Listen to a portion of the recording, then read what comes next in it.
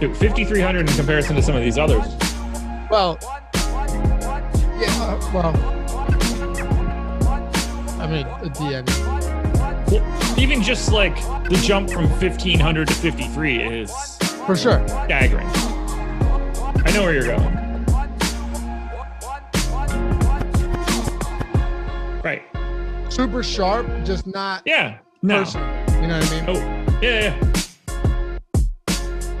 We're back, baby. What's going on? Welcome to the Awesemo.com NBA strategy show presented by No House Advantage. I'm Dave Loughran. On the Twitters at Loughy_D, LOUGHY_D. Hit your boy up. Say hello. Give him a follow. Talk shit. Doesn't matter to me. Do the same with my co-host, Josh Engleman, at Josh Engleman on Twitter. And at this point, man, it feels like there's a game every week. I know that we're fine with it being drawn out and all of this stuff. And I've been doing a ton of fantasy football content. Anyway, you've been doing the betting content, a little baseball action, made some nice picks on the MLB All-Star game and the home run derby. See, I get to that first, so you can't gloat. But it does. Yeah, I probably won't gloat now. It does feel like there are, like, you and I are getting to talk about one game every week because you got one during the weekday and then one in the weekend. So we'll make the most of it, fella. Yeah, we don't do this again until Saturday, but you're going to get a lot of us today. That's for sure. Between this show, live before lock, and live after lock. I forgot about live after lock. Great. That's great. I'll be alone tonight. Well, why don't you tell everybody what's going on? Because I think they'll be pretty stoked for it. Yeah, so we're going to hang out after live before lock is over. So 9:00 is going to hit, and we're just going to stick around. We're going to watch a bit of the game, look at some lines as they're moving around, maybe do some live betting, keep an eye on DFS scoring. And as long as everybody else is hanging out, like, we're going to hang out for a while, we'll say this. We're going to hang out for like a half hour at a minimum. And if everybody's sticking around, we're going to hang out a little bit longer than that. But yeah, we're going to watch the game together. We'll try to get everybody synced up so we can sort of be watching at the same time. And you and I are just going to watch the game and shoot the shit. Yeah, I'm actually pretty far. I'm pretty excited about it. Now, granted, I might have. I'm really excited for that thing I forgot I was doing. Listen, man, it's been busy lately. I'm going to have to, at some point, if we're going to do this for football and stuff, maybe like primetime games and all, which could be a lot of fun as well. I got to set up another studio in my basement because I got the baby across the hall. You know, if we're going half hour, an hour, whatever, but if you and I times are going till like midnight, like full game, sitting here, you know, potentially sipping on some stuff and hanging out with the subs and the followers and all the people we love, then I might have to do a little something different. Stick myself in the basement. I can be as loud as possible because, dude, you guys haven't watched, and we haven't watched me doing these live like games and stuff. I get hyped up. You know, I'm out of control sometimes. Have you thought about just putting the baby in the basement? That's actually not a bad idea. Maybe I throw the wife in the basement with her. Sure. Yeah. I mean, I was just figured you could like leave the baby in the corner or something. It is summer. I don't know how babies work. It's summer. I could put them outside. Oh, there you go. Yeah, that's fine. As long as there's shade. Got a nice patio out there. I actually just laid some sod down out front, set up a little tent. It seems like a decent trade-off. Yeah. Yeah. I don't know how that works. Do you have an umbrella? Love you guys. Yeah. I got an umbrella. I got a nice tent that I could set up. Okay. We won't need a space heater or anything. I have a TV too that I bring outside with like the Fire Stick or the Roku. You know, make it put a little Bob the Builder on or something. You'd be great. Yeah. All right. It's settled. Figured it out. That's what we'll do. We'll see you guys till midnight. No, but seriously, come hang out with us. It'll be a great time.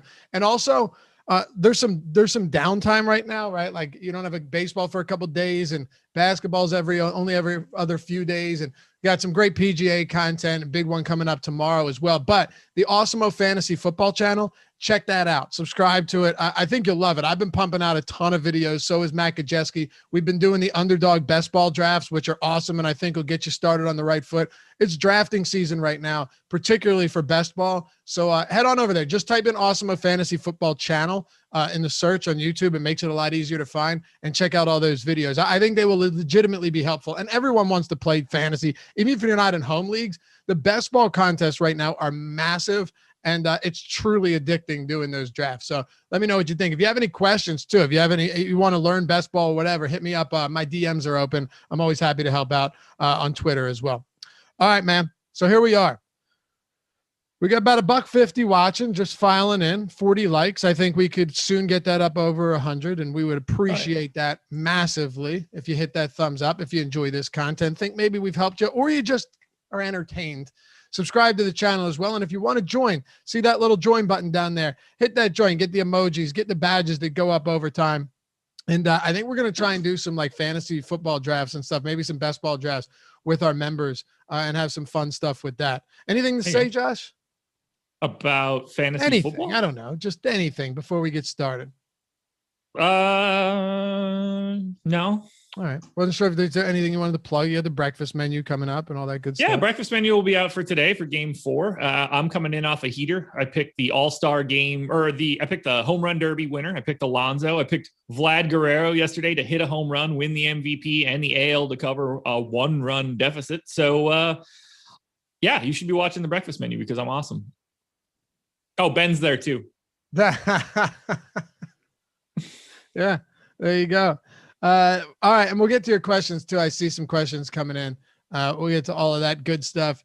When we look at the recap of this now, you've got 3 games in the books, and you know, I don't know how many times I have to say this, but Chris Middleton is really one of the most unpredictable and volatile players out there. Well, if you want to talk amazing, let's talk about Giannis Antetokounmpo first, because that last game was outrageous. A 41-13 game, still had 6 assists and a steal, played 38 minutes, was 13-17 from the line, right? Lest we forget, Giannis is not a particularly great free throw shooter. He is now 24-35 over his last 2 games. And while that might not be great to a lot of people, Josh, if he can come out and shoot like 70% from the stripe, it's impossible to stop this guy. Just a monster 40 point double-digit rebound game was the reason the Bucks won by 20. And we've seen so much of that this year, especially with the Bucks, where they'll come out, they'll lose a game like to the Hawks in game 1, and then they'll just blow them out of the water in the next one. And it's weird with the Suns too against the Clippers. They were the better team, but in the couple games they lost, they got blown out. It's a weird Suns team.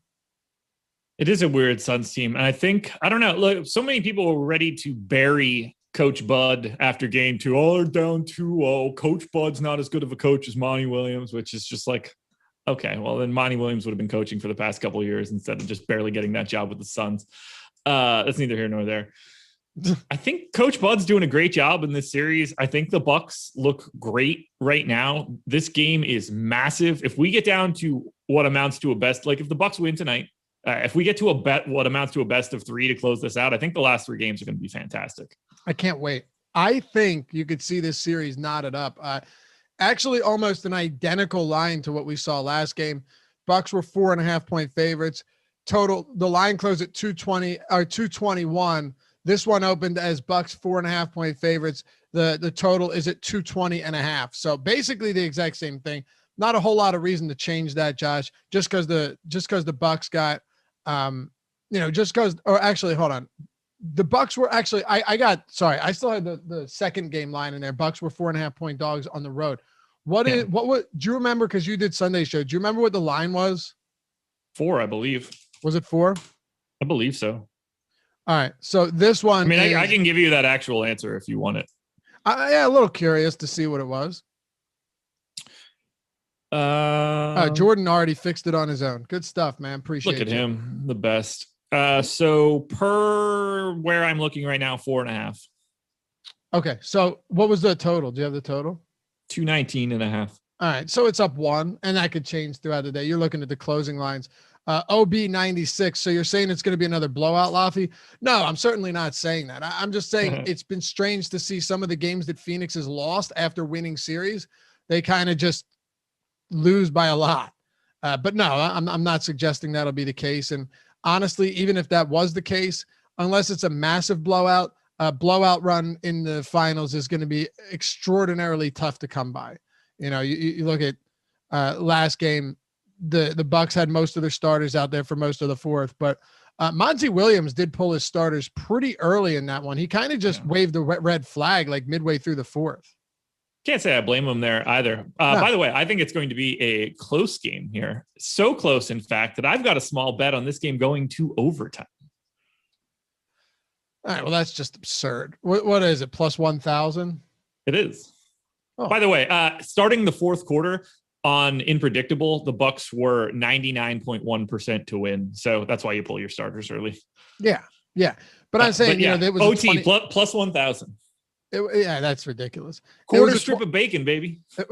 What's that? Quarter strip? Yeah, just a quarter strip. Just a little bite. You want to tell people what that actually means? Well, yeah, the breakfast menu is our sports betting show that Ben and I do. And we don't talk in terms of units. We talk in terms of strip of bacon. So a strip of bacon is the same terminology as a unit. Quarter strip of bacon, one bite of bacon. You're not trying to put like heavy money down onto this game will go to overtime. But, you get a little action, something to cheer for late. Bev Bangs, Lofty, Just, do you guys think that the Suns are going to double up Giannis? Well, you can't. Exactly. You can't do that and get away with it. Unless, of course, Chris Middleton and Drew Holiday shoot 5% again. But even in that case, it's really not easy to do that.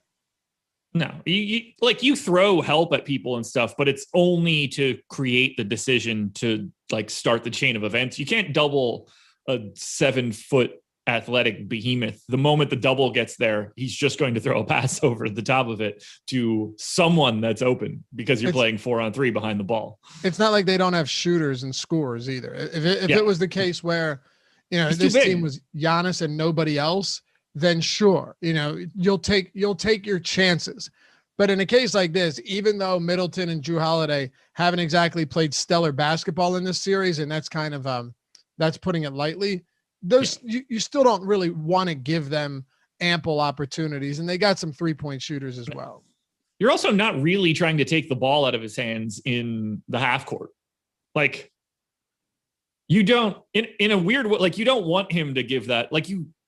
It's not better if it gets to Middleton off of a double team of Giannis, because now Middleton has space to work and a space to find a shot, space for penetration. Look, you're sending that from time to time. It's never just like a zero, like it's not binary, but you can't double team 7-footers.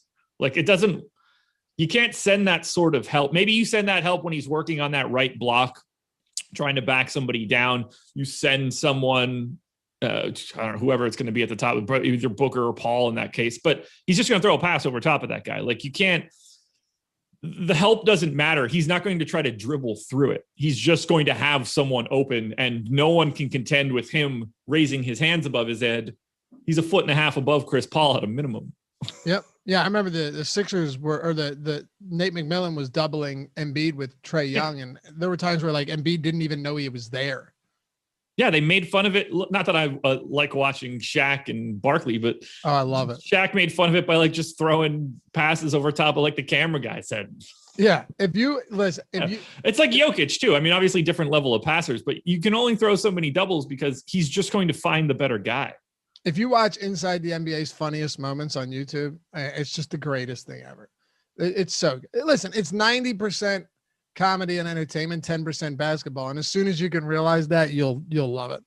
The moment that they can, that's not true. The moment that can be removed from television, like imagine what that show is like if it airs on HBO or it's just YouTube.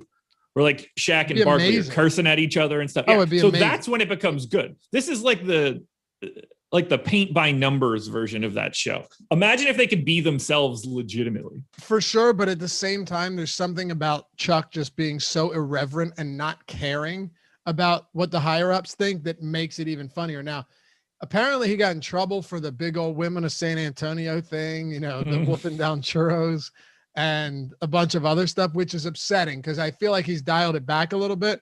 But if they had their own podcast, you're right. If they had their own show on YouTube or preferably YouTube, it would be it would be must watch TV. Yeah. Like that would be, I'd be in for that. That'd be great. So you just don't like that they have to dial everything back and everything's kind of.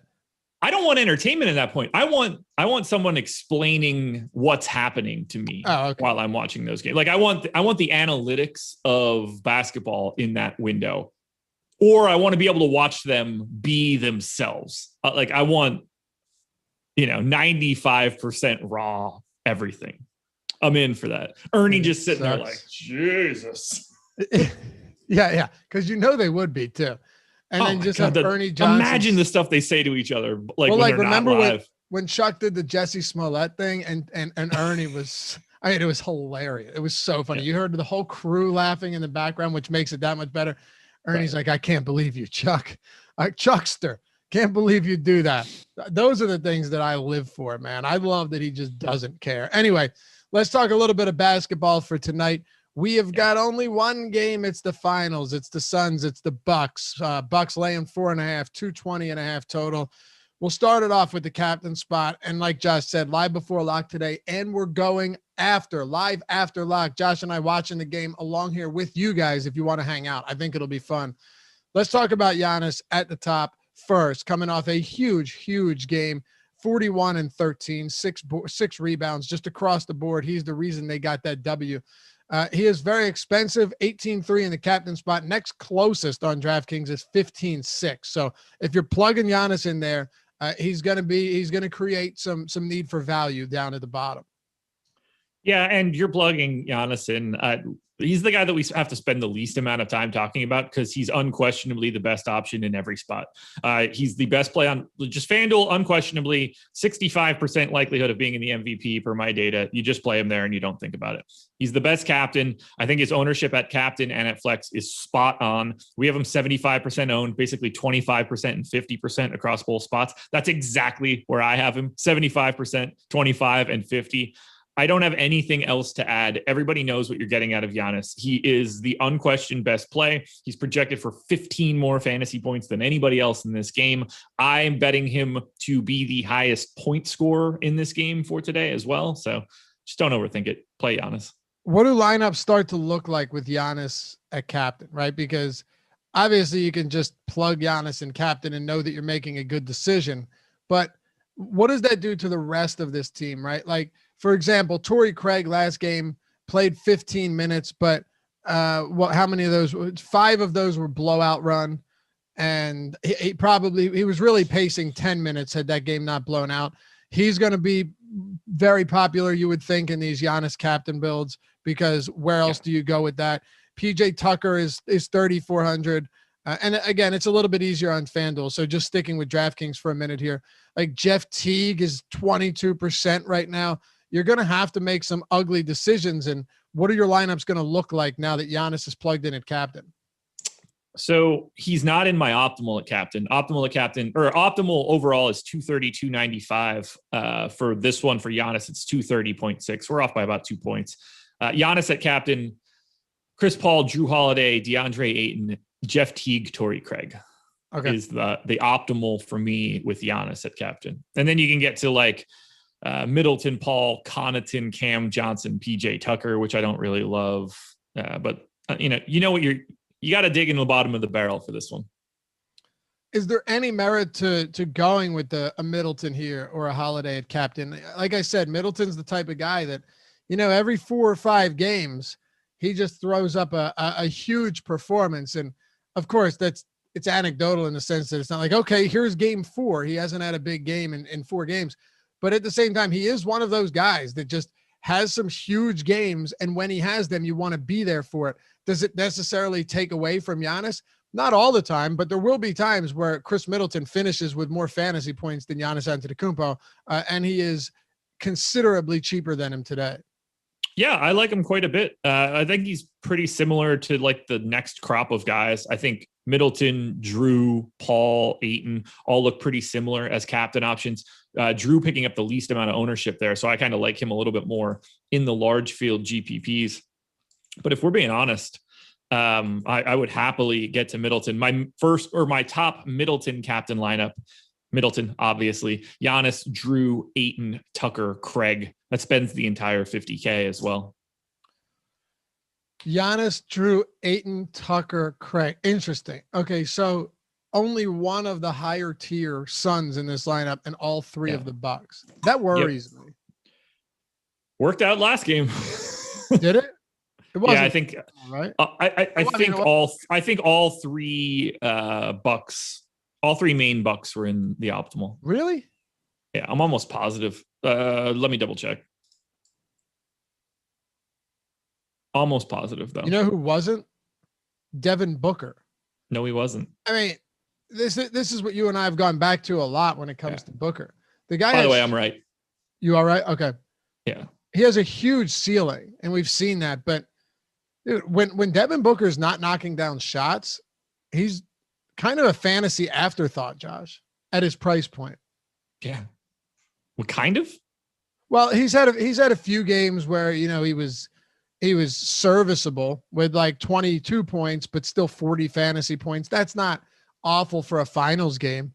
But I mean, last game, he shot 3 of 14. Of course, he didn't even come back in the fourth quarter with that blowout. He was the one starter that didn't come back at all, as a matter of fact.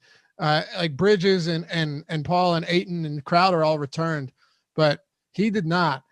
He played 29 minutes, but he was just having an awful game through and through. 3 for 14, 1 of 7 from 3. Missed 2 of 5 free throw attempts. The peripherals, particularly the assists in a lot of these spots, just they're not enough to get you there with Devin Booker. But funny enough, you look at this on DraftKings, he is still the second highest priced player, and that is always kind of comes off as a little bit strange to me that he's the second highest priced player. I know he has a ceiling, but his floor is also not that great at that price. I don't know what Jermaine Lambert is saying, but that is a really weird statement. Well, now I have to look. Crowder was the only Sun in the DK optimal, and the guy had Frank Kaminsky and took in 250K solo. So that's not the only Sun then, because obviously Frank Kaminsky also a Phoenix Sun. So yes, that is true. Yeah. So anyway, he had what was it? It was Paul, or it was Giannis, Middleton, Drew, Crowder, Kaminsky, and Portis. Okay. Yeah, that was insane that he took that out. I was looking at that. Our boy, I always get it wrong. Is it bro or bro? Bro. He always tweets out the winners and data on stuff like that. And yeah, it was a solo win, which is pretty amazing. But I don't know, Josh. I think Middleton at captain is nice. Is Booker captain to you? Anything intrigue you about that? Just given the fact that he does have that ceiling. So I have him more likely to be the optimal captain than our current ownership, but only by about a percentage point, 10.3 to 8.9. I do have him as the third worst of the Suns' big three. It's easier to get to Paul because of the price. It's a lot easier to get to DeAndre Ayton because of the price. So Booker's my third favorite guy, but I actually think he's under-owned. By third worst, you mean you have him as the worst of the big three, right? Yes. Okay. Yes. Yeah, that makes sense. I mean, like Chris Paul, DeAndre Ayton, the biggest question for me is, and really the sticking point for me is, how much better at this point is Devin Booker from a DFS standpoint? Does he have that like 70 plus fantasy points ceiling? Yeah, I mean, sure. But I believe one of those games, right? The triple double game, Chris Paul was out. Yeah. Right. So then correct. He's only had one other game that's like that. Aside from those, it's been, modest to okay production, fine production. It's not bad, but I can look at Chris Paul and feel like I can get pretty similar numbers there at a discount. DeAndre Ayton on DraftKings is $2,000 cheaper. He's playing, around 40, 42 minutes. We'll say 38 to 42 because there's pretty wide range there in competitive games. And sure, his per minute production hasn't been stellar, but Booker's per minute production has not been great at all. So they're right around like that one fantasy point per minute range. If they're going to play similar minutes, I don't think taking this $2,000 savings on DeAndre Ayton is all that crazy at all. No, I mean, I have Ayton pretty significantly more likely to be in the optimal than Booker. Obviously, $2,000 cheaper, and he's 1-to-1. You're clearly projecting Devin Booker for more fantasy points, but it's just so much easier to get to Ayton and then use that $2,000 elsewhere. Yeah, it really is. And it's unfortunate, but Torrey Craig opens up a lot, even if you're not looking to get that. It sucks, but it's just the truth. He opens a lot up. I'll have a ton of Torrey Craig again today. Yeah. Yeah. I don't know how you won't or how you can't, right? No. I want to talk about some value here. Before we do, though, shout out to our sponsor, No House Advantage. You guys probably know already. You've been watching the strategy show for a long time. We've had a good time doing this, but No House Advantage is one of the best ways out there that you can build your bankroll. And it's a peer-to-peer player prop format, which is very fun. There's no salaries, none of that.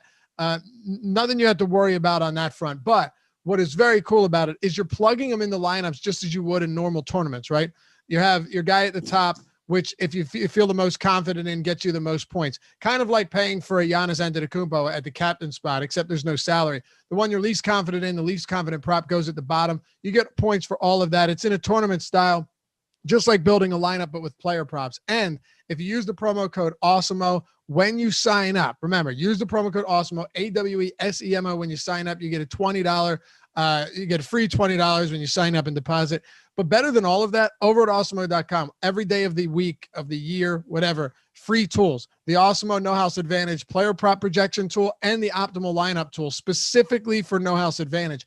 Use all of this to your advantage. And the last thing, Josh, we say it all the time, static props. They don't change throughout the day. As news breaks, you're going to get opportunities to not just hit on the primary, but some of these secondary and tertiary players that have the ripple effect that are based on that a lot of people aren't going to see. People give too much credit to the competition. Don't do that. Take advantage of the best ones out there. And you can do that by grabbing these static props that don't change throughout the day and capitalizing on that when they move at other books.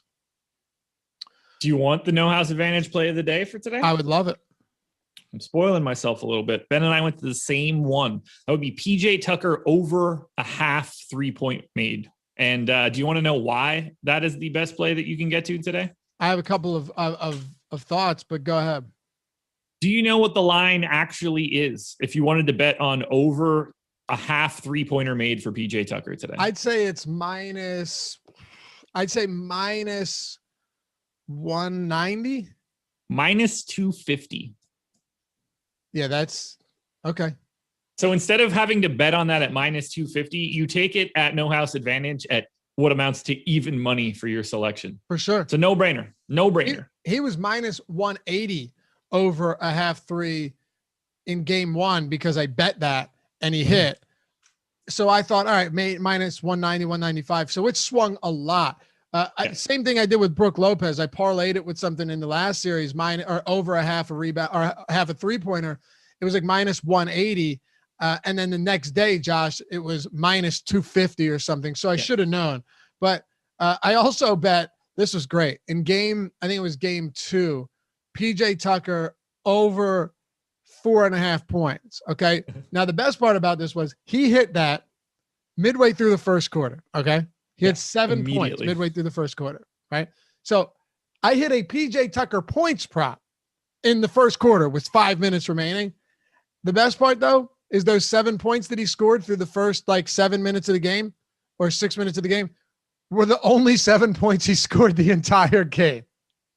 It's amazing. They come in. He's just a volume. He's streaky, man. You know, you never know where those points are going to come from PJ Tucker. And they usually don't. But no, they don't. Unless he's trying to throw a pass. Exactly. I don't hate the idea though. Have you seen how many wide open threes he's been getting in the corner? Yeah. I mean, that's better than Giannis bowling his way to the rim for a dunk. And once in a while he gets PJ misses. He gets some of those offensive rebounds as well. Yeah, I don't hate that, but you're right. That No House Advantage prop is pretty huge. Let's see. PJ Tucker is at over 5.5 points plus money on that at plus 110. Okay. He's never going to shoot free throws, but he's probably going to get up a few 3-point attempts. You're getting between 5 to 7 field goal attempts from PJ Tucker. Look, 5.5 points. He's got 7 points in 3 straight games. He has at least 5 in each of his last 7 or 8. It's sketchy. There's no doubt about that. But plus money on over 5.5 points from PJ Tucker. You got any other props you like? That was the one that I liked the most. You got to watch the breakfast menu if you want to know anything else. It's already up on the channel, I believe. Oh, I like it. And Jordan's got Odd Shopper up. It does appear that some books still have 4.5 points. Now the over's juiced, but it looks like there's a decent amount of these. And over on a couple that go by the initials DK and FD, they have plus money on the 5.5 where others aren't. So that's why Odd Shopper is essentially amazing, Josh, because you can pull it up and find all of these odds and figure out if you're even betting at the right book on this. Sometimes you can see wild swings from, especially in the prop market, right? Like you're not going to see big swings on sides or totals for tonight's finals game. It's just not going to happen. But the best you could hope for is a half point. And even then it's hard as hell. There's too much volume. For niche markets, even like the sides and stuff and the totals or whatever it is, niche markets and especially player props, they're just not as sharp. You can find some really good stuff. It's totally free at Odd Shopper too. Use it. Yeah. Use it. That's all I can say. It's an invaluable tool. It really is. You can track your bets too, set watch lists. And one thing I love is being able to just type a player's name in and pull up the props. But until Jordan pulled that up, I didn't see that there was plus money at over 5.5 on Tucker, but then in other spots, not nearly as nice looking. So it is what it is. Take advantage of that stuff, guys, for sure. And we'll get to a couple props as we close out this show as well. But I want to talk value. This is where it gets interesting. We all know that you can play Middleton at captain. We all know Giannis at captain is the top option here. Giannis at MVP on FanDuel, very obvious. But what about value? I mean, who do we pull from here that we're like, okay, hopefully they can get some minutes without having to be like, oh, well, Frank Kaminsky played 9 minutes in the fourth quarter last game and really was on pace to play probably 5 or 6 in the game. I mean, to me, I'm going straight back to Torrey Craig. I think he's the best value option, 1,800. So paying down is super simple. I liked it a lot more when he was the flat minimum. But I just expect Torrey Craig to play, I don't know, 10 minutes, 12 minutes, something in that neighborhood. He basically played 10 minutes other than the blowout run at the end of the fourth. Seems about right to me. I think Kaminsky is definitely the next in line to play any other minutes, but he's someone that I think, plays 0 to 6 if it's a competitive option. Nader would be the third guy. He's at 1,200. But Kaminsky's now at 2K. That's a pretty big increase. You actually need those minutes now that's not a direction I want to go. So I'm just going to continue to go to Torrey Craig as my value play du jour. There's no, okay, well then if you have Giannis, and we talked about this a little bit, but just to circle back, because I think this is kind of the most important thing of any showdown slate when you're trying to be different, maybe trying to get a little bit unique. I'm not saying you have to go as wild as that one that won the solo 250K the other day. And I always talk about one that had Boston Scott showdown. You remember this, right? I do. We've talked, it was like 300K up top, showdown slate. I think it was Eagles, Giants, and this guy had Boston Scott at the captain spot and also had Miles Sanders in the utility. Now, at the time, Boston Scott was an afterthought. Like, people didn't even know who he was, Josh. And Sanders got hurt. He came in. He had, like, Boston Scott captain is crazy in a spot like that. Not in today's game where you know who he is if Sanders gets hurt, whatever. This was when Boston Scott was getting no work at all. This Kaminsky thing, though, the guy left 1,000 on the table. Kaminsky got blowout run. All of the stars aligned for him. And sometimes it happens, but I guess really it's how wild are you willing, how far off the reservation are you willing to go with these lineups? Not far. Like, I don't think Kaminsky was all that far off the reservation because you had to pay down somewhere. I thought that needing a full on pay down option was essential for that slate. But whether that ended up being Torrey Craig or Frank Kaminsky or Abdel Nader, like, to me, they were all very similar versions of the same thing. You just had to prioritize them in order of how much you thought they could be on the floor. But I mean, Frank Kaminsky played 9 of his 13.5 minutes in the end of the fourth quarter in blowout runs. So, like, he played legitimately a less than 2 minute stint in the third quarter and a 3 minute stint in the total. Second quarter. Yeah, it's 5 minutes. And we can say that that's because of Ayton foul trouble all we want. Ayton picked up that foul immediately in the third quarter. Frank Kaminsky didn't see the floor for another 9 minutes. Like, they Cam went Johnson to their came in, played 11 minutes. Yeah, he basically played the entire second half. So, like, they don't have to go to Kaminsky at the 5, and they don't seem like they want to. Obviously, they're going to throw him out there in a we don't have any chance to win this game scenario. But to me, Kaminsky's like a 4-minute guy, unless something really breaks wrong.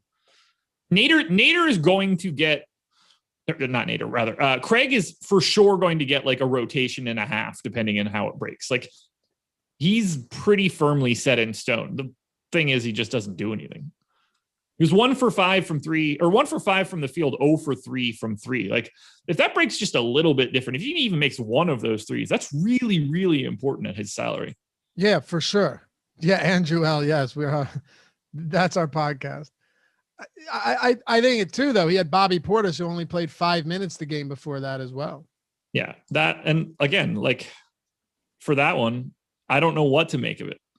He was plus 19 for the game. Third best plus minus for the Bucks. And that wasn't like a blowout run thing. Like, he was playing sporadically throughout all of it. I don't know what they do with Portis. To me, he's the biggest question mark for today. Is his price not too high though? I mean, so he's 5,400 on DraftKings. Based on the minutes that I have him playing, I wouldn't play him at all. I think he's a bad play on both sites, but at the same time, he's also the type of guy that could play 18 minutes again. Like that, it wouldn't totally shock me. I think the Suns are better in this game, and the better the Suns are, the more likely I think Bobby Portis has to stay on the bench. I know it's probably dumb, but I just keep going back to PJ Tucker, and it's so. What's that? I completely agree with you. Go for it. Yeah, because here's the thing, Josh.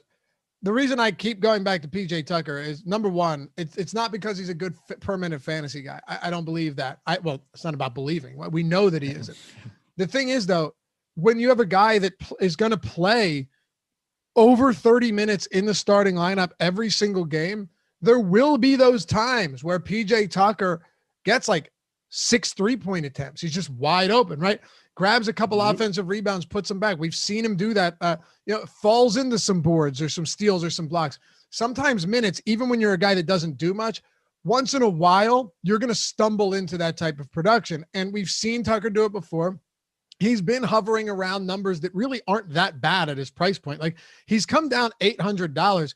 These stats that you're getting from him, they're not pretty. They're not going to overwhelm you or excite you, but they're not awful for this salary in a finals game, especially when I can get potentially 35, maybe even 38 minutes, depending on how he's playing out of him. So is it ugly? Yeah, but you got to remove that bias about somebody when you're in the postseason, when you're in the finals, when you're in a showdown slate, where your other alternative options are guys that are going to play maybe 8 to 10 minutes. He's my favorite Buck that isn't in the main 3. And he's my second favorite value play behind Torrey Craig. I have Tucker in the optimal lineup just shy of half of the time. We only have him projected for 34% ownership. So that combination of Tucker and Craig is really important to me. I like going to that combo and rotating through all of those other studs. So like coming to some sort of 4-man combo of studs and just mixing and matching throughout everybody with that Tucker Craig combination. But I'm with you completely. I don't have anything else to add. 3,400 for Tucker looks great. I like him just as much. I like him even more on FanDuel, where he's 7,500, and we only have him projected for 14.5% ownership. I would have him in the 40s. Really? Yeah. Because I want to guarantee that I'm getting the MVP, the star, and the pro spot 100% with one of the big 6. You make a good point, because if you look down at the minimum salary guys, there's nobody that's even in the rotation. There's no one in the rotation. Jeff Teague, 6,500, Kaminsky, 6,500, Torrey Craig, 7K, Tucker at 7,500 is definitely going to open things up. Just assuming you're going Giannis at MVP. Let's build a FanDuel lineup real quick. You go Giannis at MVP. I'll throw Middleton at star. Who do you want at pro? Just off the top of your head, I want to go ahead. Drew Holiday would be the guy that I would have. Would you go all $3 at MVP, star, and pro? It was the optimal in game 2. Okay. Oh, on FanDuel as well. Okay. Or game 3 rather. Yeah, but that's my third best lineup is Giannis, Middleton, Holiday, Connaughton, Bridges. Connaughton, Bridges. All right. Yeah. Yeah, this leaves you, if you have Tucker in there with 11,000, if you were to drop it down to like Torrey Craig at, what is he, 65 right now? He's 7. That really doesn't open up all that much. Kind of a dead area here. Like, I don't like Craig on FanDuel. No, you're not going to get to Paul, Booker, or Ayton in a spot like this. You're going to have to settle on like a Mikal Bridges or a Crowder or a Lopez. So Yeah. Kind of a weird build if those top 3 guys are in your MVP star and pro. For sure. I don't know. It doesn't feel right for game 4 to go to the 3-man band. Like my optimal is Giannis, Paul, Holiday, Connaughton, Crowder. And I like that a lot. Giannis, Paul, Holiday. Okay. That makes sense. I like that. Yeah. It's just kind of a dead area between the drop off from Holiday down to Brook Lopez, that $1,000 drop off. There's not a ton you can do with that is the issue. So not so much now. If you've got all 3 of them in there. On DraftKings, are there any captains that you're willing to look at that aren't of the big, let's say, what would it be? The big 6, right? Yeah. Pat Connaughton is the guy that ranks the highest for me. 4,200, shows up in the optimal captain spot about 4% of the time, 4.5 actually. We have him at 3% projected ownership, so it's sort of where everybody else is going to. Not that that's a big number, but 1 out of 20. He's been playing the minutes. These past 2 games, he did play 30 minutes. I want to make sure that I get the number right. Yeah, 30 in game 3, 33.5 in game 2, and 28.5 in game 1. So to me, 30 minutes for Connaughton seems pretty spot on. And at 4,200, like if they are sending doubles at Giannis or something like that, Connaughton's going to get some open looks because they're probably going to leave Connaughton for that double. Yeah, and one more guy I wanted to ask you about. Cam Johnson's price point has come down quite considerably over the past few games. He went from $6K to 4,600 down to 3,800 on DraftKings. So I think people are going to overreact to him a little bit. They're going to look at his minutes totals from game 3 and think that mattered. And he just wasn't going to play. Like that broke in the perfect way for him to play 30 minutes. So I still have him playing 21. We have him projected for 32% ownership. I think that's spot on. If he ends up going a little bit higher owned in like individual builds because people are reading the box scores a little bit too much, that makes sense to me. I know Ben has the under on Cam Johnson points plus rebounds plus assists for the game. I'm relatively neutral to Cam Johnson on a DFS standpoint. All right. What's his ownership at? 32. So him and Tucker, Craig, they're all in that 30% range. Connaughton just eclipsed 40% there, but that's pretty much the value you're looking at on this slate is on DraftKings. Yeah. You'd have Cam Johnson, you have Tucker, you have Torrey Craig, you have Pat Connaughton.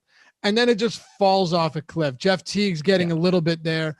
Campaign, these guys, but that's those 4 are really the ones that I think, and I do think they warrant that ownership. To be fair, I probably a little bit more to PJ Tucker, but it definitely makes sense that those guys are getting it, and their price points have come down and not up since the last couple of games, which is one of the driving factors behind that. So I have Cam Johnson not in that tier. I have Tucker, Connaughton, and Craig basically the same, 48%, 47%, and 49% chances of being in the optimal. I have Cam Johnson at 30. So to me, he is a very clear outlier to Tucker, Connaughton, and Craig. What are you projecting him for in minutes then? 21. Okay. I have a 23. Now, granted, 21 might be more accurate just based on what we've seen from him, but his minutes have kind of been all over the map. Even if you take last game out of the picture where he played 30.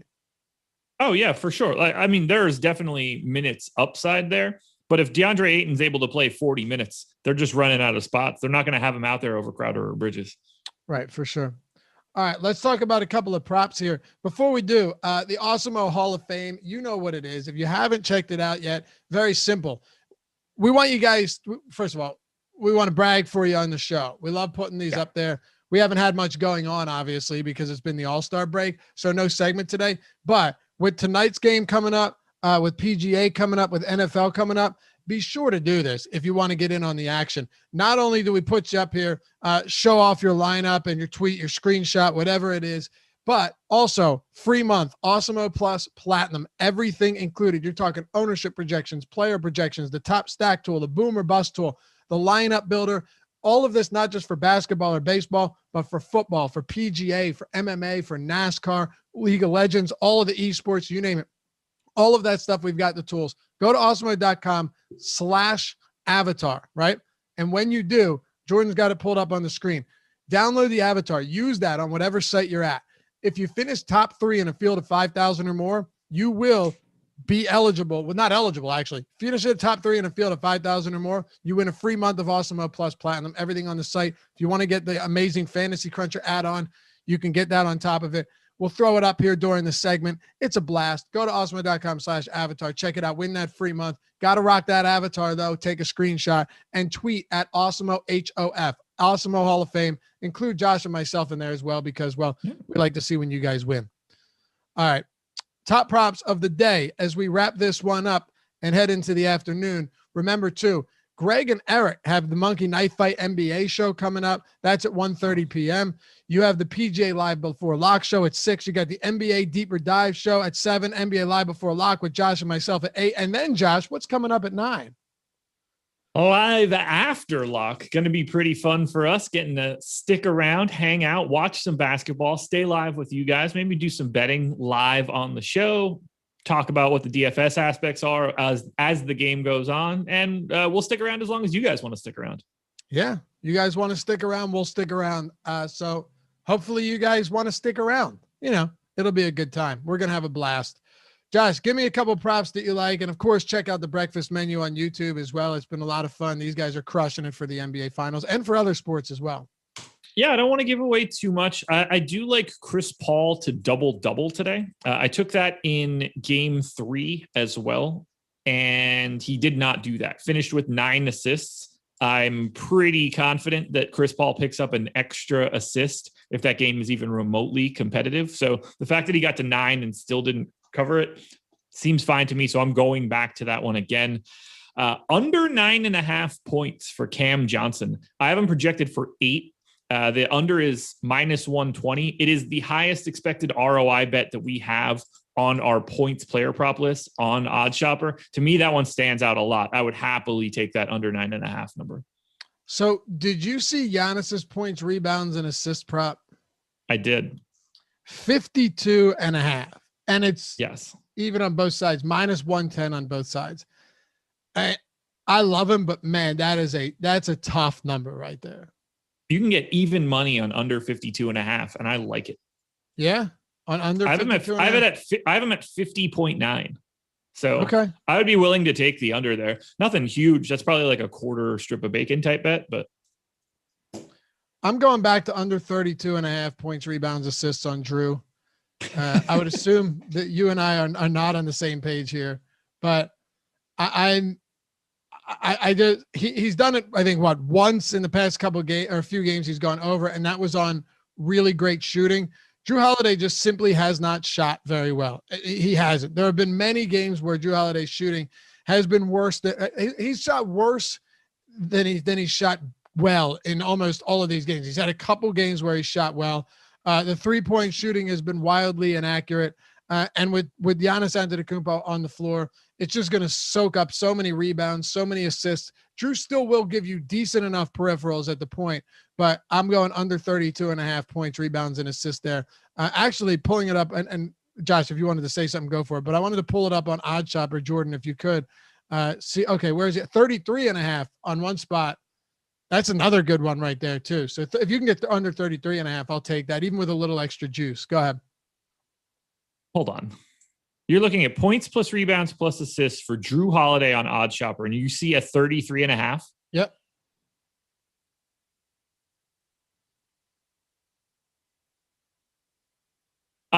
I don't have that. It's all 32.5 across my screen. Full stop. Okay. There is one. Jordan's got it pulled up right now. As a matter of fact, it's the only one up. So I have 3 different books up. I'm just telling you what's on the screen, guy. We're looking at the same thing. I'm really curious how we have 2 different things. I think different states show different things sometimes. They have to. I have 3 different books with lines up, all at 32.5. Dude, just look at the screen. Look at what he's got up on the screen. I'm looking at my screen. That's why I was confused when you said it, because I have OddsShopper up in front of me right now, looking at it. Oh, okay. I'm not looking at the YouTube screen, but that's kind of wild to me. Either way, Jordan Burkhart said, "How much extra money did Alex have to pay Josh to agree to that?" Which is live after lock. It's my idea. Wait, it was how much extra money did Alex have to pay us? Oh, you to pay me to agree to that. No, you've been wanting to. I pitched do that a this. week and a half ago. Yeah, this was actually your call, as a matter of fact. So yeah, this was. I wanted call. to do it for game 3. Yeah, I know you've been wanting to do it for a while now. We're gonna look, if it's fun, we can do it for a lot of other stuff as well. Yeah. Anyway, sure. We've got free content on the site today. If you want to check it out, it's actually premium content that is usually behind the paywall, but today it's free. Projections for the single game showdown slate for NBA are free, and an awesome tool. The PGA Top Golfers tool, like the simulation tool, is fantastic. Whenever I play PGA, I use that. And every day of the week, Adam shares Ship My Money. His deep dive for NBA is free. Emacs Building Blocks article is free, and a bunch of other free content. But yeah, those premium ones are in front of the paywall today. Check them out. And hey, before we head out, hit that thumbs up. If you appreciate the show and you want to see more of it, well, you'll see more of it tonight. And subscribe to the channel as well. Josh, final thoughts before we book it for today. I think this game stays close. I am obviously hoping that the Bucks pick up the W here. I'd like this game to go to 2-2. I think we're in for a really awesome series. I think that this game is pretty much a coin flip to me. I'm a little nervous about it. If you want to tail me on this game going to OT, you can get that at plus 1,000, which is a pretty fun bet to take. Don't put a lot on it, but it's fun. Yes, it's a fun bet. Yeah. It's a fun bet, that's for sure. I'm going to try to continue my heater of ridiculous bets to make over the past 2 days. So that's worked so far. I'm just ready to play a little NBA DFS. We don't have much left. If this breaks correctly, there's only 3 more of these things. So take it while you can. I have another fun one for you. Okay, top point scorer, Giannis is minus 145, right? Yeah, I already bet on it. Well, hold on. Middleton's plus 675. Yeah. Be the top point scorer. I like that. Maybe I'll put a quarter strip of bacon on that one too, Josh. I don't think it's all that far-fetched. I mean, sure, 6, almost 7-1. That's a tough one to hit. But if you're looking to have a little bit of fun on some of these, what are they? Minus EV bets. This is not when I make them. Yeah, not to go to overtime. This is one that I do like. Middleton's that type of guy, man. This is when that game happens, when that Chris Middleton game happens, he'll be the highest scorer. And yeah, for sure. Plus 65 is kind of nice. So I'm gonna dip my toes in that water a little bit. We'll sweat it. Maybe we'll be here, stay all night to sweat the Middleton and overtime, and we'll stay late into the evening. Could you imagine though if we sweated a 3-hour game and it went to OT and I called a bet to go to OT earlier in that day? Oh my God. I wouldn't be able to work the next day. I'd be so insufferable. I was going to say, you would be an intolerable human for a long time. Let's hit these super chats before we go. Jeff Williams, thank you, sir. Says, what players can I X out that may actually get some play in the bigger field? I'm in the 555 on DraftKings. Well, you don't really X players out. I would never X anybody out. Yeah. It's just who shows up and who doesn't. Malcolm, thank you, says Josh Engleman. Are you posting DK more and FanDuel more tonight on Twitter? Yes. Okay. Probably. What time do we go live? 8? 8 p.m. Eastern. Probably around 7:30, whenever I finish dinner. All right. Beautiful. That'll do it for us. Jordan, thanks for producing as always, fella. We'll catch you guys back here on the next one. It's the NBA Strategy Show presented by No House Advantage. Peace.